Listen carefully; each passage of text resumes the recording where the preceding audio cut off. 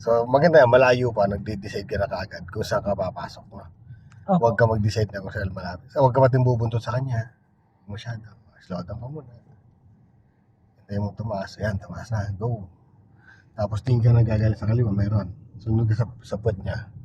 Puwetan niya sa sakyan. Ayan. Ayan, posisyon ka. No? Okay. Kasi sa mag-merge tayo sa kaliwa, dito pala mag-signal ka na ng kaliwa. Yan. Tapos, focus ka dito, tapos sumusulap ka sa mirror. Unti-unti. Dagdag ka ng gas. Sige, dagdag ng gas para hindi mainip yung nasa likod naman. Dagdag pa ng gas. Malayo naman nasa likod, dagdag ka pa ng gas. Tingnan mo.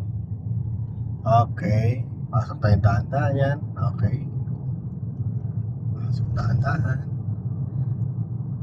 Okay. So, position mo na sa lane. Isang lane. Diyan ka lang, ano? So, ka nang aalis mo rin sa lane na yan. Okay pa sir. So, maintain mo lang yan. So, huwag mo lang isasagasaan yung quit sa kaliwa at sa kanan. Mga kailangan ma-maintain mo yung distance mo na nasa gitna ka lang. No? So, babantayan mo lang dyan yung kung nasa unahan mo po lang sa sakyan, kung aabutan mo, kung magpapangabot ka. No? Opo sir. Tapos yun, nandiyan ang gagana sa kaliwa, kung magkakat or mag-JJ siyang lane, papunta sa'yo, ng alanganin. Pero kung may distansya naman, diretso ka lang. No? Pero pag alanganin, basahin mo na kagad. Bago pa lang gumalaw siya ng alanganin, dapat alam, basahin mo na ang galaw nun. No? Hindi pwedeng pinapanood lang o tinitingnan mo yung galaw ng sakyan, basta tingnan mo yung galaw, kailangan basahin mo kung delikado sa part. No? At sakit ka na. Parang uhulaan ko sir no? Oo, kailangan na predict mo na kagad yung galaw. Bawat galaw nila. Bigla mo membrane na nasa harapan, yan. Tama yung distance sa atin, medyo malayo. So nakikita natin yung mga lubak. Opo. No, pag nakatutok tayo sa kapwa natin sa sakyan sa unahan, pag may lubak, so pwede mabulaga ka, so pwede masira ang sakyan. Yes po. Okay? So isa pa ngayon, aralin mo rin tumitingin sa mirror. Sulyap lang, then balik ka sa unahan na. Huwag kang bababad sa mirror. Iwasan yung babara ng mirror para hindi nababago yung posisyon ng sakyan mo. Importante mata mo na, sa harapan lang. Yes. Ayan, konting sulyap, balik. Then balik ka na lang ulit. Babalik-balik lang, tapos dito rin, tingin ka. Para nawawala yung mga blind spot. Para kung alam mo kung anong sakyan nasa tagiliran mo, nasa likuran. Okay? Yes po. Ganyan lang, pati yung kamay. Relax lang, hindi masyado malikot. Okay yan. Yan lang naman. Pagka konting mali, galaw ka lang. So, hindi mo alam matigas ang masyadong kamay. Relax mo lang, ganun lang. Relax, easy lang. Easy lang. Kasi habang tinitigasan mo yan, lalo siyang nawawala.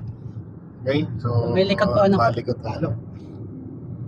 Okay. So, ganoon lang dito. Mas madali dito mag-drive sa expressway actually. Para sa mga city driving na maraming kamote. Yan o. Alanganin pasok niya. No? Tulad niya pumasok. Okay. Buti nakaabang na. Pag mga ganon, syempre. Gagawin na lang po ano po. Dagdag ka ng gas. Kuha ka ng isang lane dito sa kanan. Kasi nakikita mo doon, nag-merge na sila. Ano? Okay. Ibig sabihin, possible na kainan nila yung kalsada. So kung meron ka ng pagkakataon na umiwas ka na rin. Huwag mo nang hintayin na ikaw pa'y digdigin nila. Ano? Minsan kasi ganyan, nag-road ride o mga hazard. Yan. So, ikaw pwede kang mag-adjust.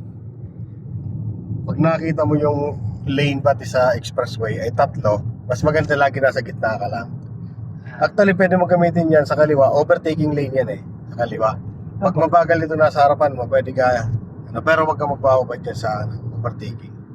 Okay, so, pag overtake mo, balik ka dito. Sa gitna. Okay, sa kanan. Huwag lang doon sa bababat sa Wag overtaking bababa. din.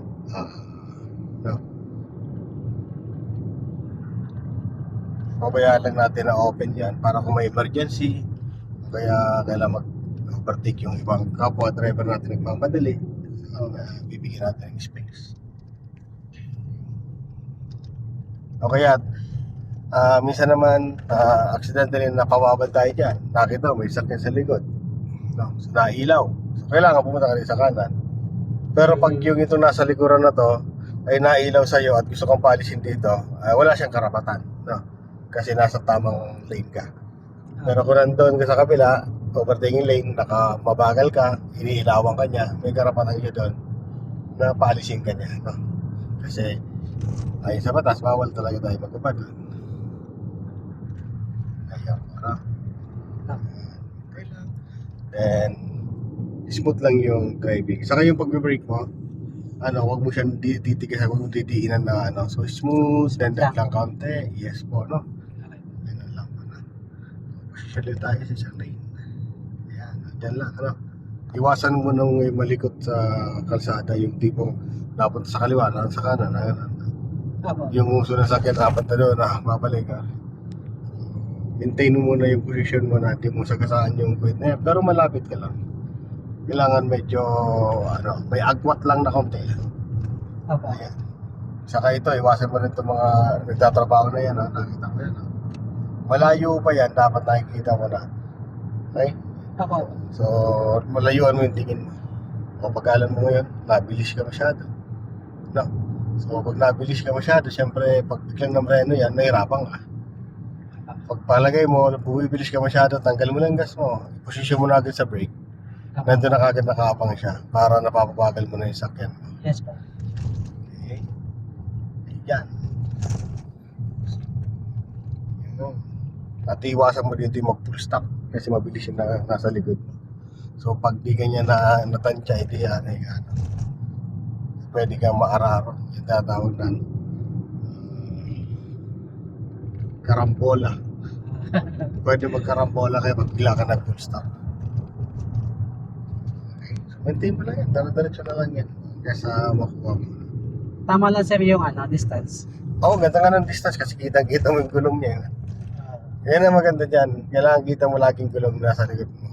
Para yung distance mo, maganda. Mamaya naman siya bigla. Oh. May chance ka pa na makakamaya na din. Saka sir yung lubak makikita kung may Yan. kung may space may iwasan pa Yes po, isa rin niya sa magandang points. Okay.